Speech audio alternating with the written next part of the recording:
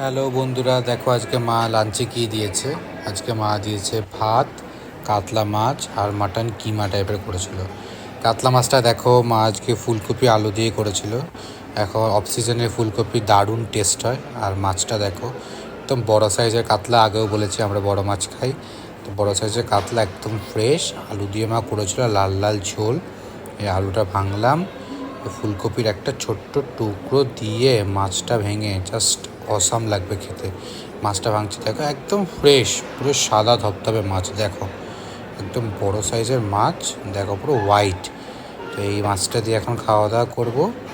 মাছটা দিয়ে খাওয়া দাওয়ার পর তোমাদেরকে মাটন কিমা দিয়ে যেটা আমার করেছে কিমা টাইপের সেটা দেখাবো। তো দেখো এটা হচ্ছে বাইটটা, এটা হচ্ছে মাছ একদম হোয়াইট, দেখো পুরো ফ্রেশ মাছ।